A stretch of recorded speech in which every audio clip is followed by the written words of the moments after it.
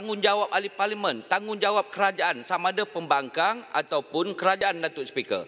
Kita ahli parlimen, kerajaan, pembangkang atau kerajaan memainkan peranan untuk memurni dan memantapkan perpaduan antara kaum. Hari Kemerdekaan sebagai salah satu aktiviti dan program untuk menguatkan aktiviti perpaduan kaum, Speaker. Saya Jelebu, Speaker, saya hantar surat kepada Majlis Daerah, pihak berkuasa tempatan untuk buat program sambutan merdeka, jelajah merdeka kawasan parlimen, hantar kepada Majlis Daerah untuk minta kebenaran guna dataran, bukan dewan, bukan pejabat, bukannya tempat premis tertutup, tempat terbuka, dataran. Apa jawab pihak berkuasa negeri? Saya baca surat ni, Datuk Speaker.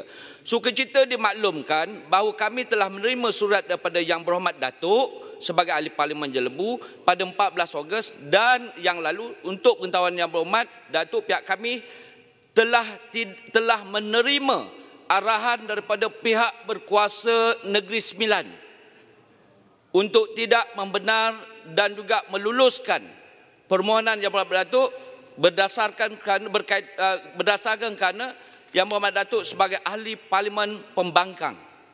Soalannya je dulu. Soalan saya, Speaker. Tanya pada. Soalan saya, Speaker. Ya. Nak tanya pada menteri dan kementerian. Ini satu contoh kerajaan, Speaker, Kerajaan Pakatan Harapan yang tidak terbuka langsung dalam soal perpaduan antara kaum, antara rakyat. Jelajah ini bukan UMNO, bukan PAS, bukan GPS, bukan DAP, tetapi ini jelajah yang melibatkan semua kaum dan bangsa, semua peringkat umur dan melibatkan aktiviti menghayati dan menghargai sambutan Hari Kemerdekaan. Saya nak tanya pihak menteri, ada tidak peruntukan yang diperuntukkan ataupun apakah tindakan pihak kementerian untuk sekurang-kurangnya menasihatkan Kerajaan Pakatan Harapan Negeri Sembilan yang masih lagi duduk ataupun berfikiran secara kolot. Terima kasih. Sila Timbalan Menteri. Mau merasa jadi pembangkang. Kementerian akan mengambil maklum apa yang dikatakan oleh ahli parlimen Jelebu tadi. Dari segi penyelesaian masalah, kita telah pun menubuhkan jawatan kuasa tindakan negeri dan bolehlah dibangkitkan dalam jawatan kuasa dan juga dalam jawatan kuasa menteri dan exco perkara ini bolehlah kita bangkitkan dan bincangkan. Yang penting ialah kita sama-sama perlulah yang berhormat bermain peranan untuk kembali kepada semangat rukun negara dan mengamalkan prinsip-prinsip yang telah dimaktubkan dalam perlembagaan, semangat perlembagaan dan juga rukun negara. Sekian, terima kasih. Terima kasih, Senator Timbalan Menteri. Padang Serai. Soalan tambahan yang kedua, saya jumpa Yang Berhormat Padang Serai. 30 saat.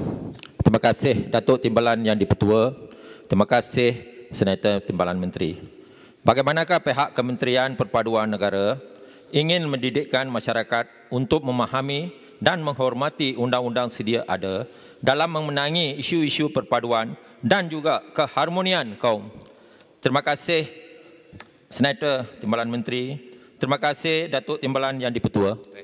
Sila Timbalan Menteri. Terima kasih Padang Serai. Langkah-langkah yang boleh diambil kerajaan untuk mendidik rakyat supaya menghormati undang-undang yang sedia ada adalah seperti berikut.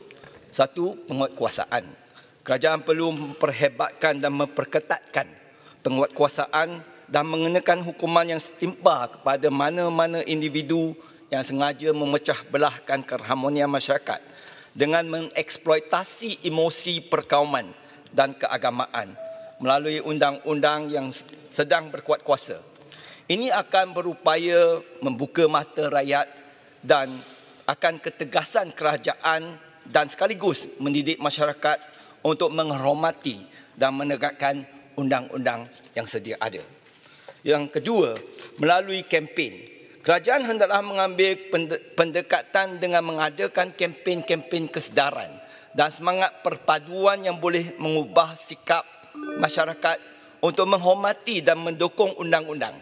Kempen-kempen ini wajar disebarluaskan kepada kumpulan-kumpulan sasar seperti pelajar sekolah, mahasiswa universiti, badan-badan NGO dan masyarakat sivil untuk membantu memantapkan amalan dan mendukung semangat ke arah perpaduan yang lebih erat. Dan yang ketiga, melalui pendidikan. Aspek pendidikan turut memainkan peranan yang penting di dalam meningkatkan kesedaran dan tahap pengetahuan masyarakat ke arah mendukung dan memantapkan perpaduan.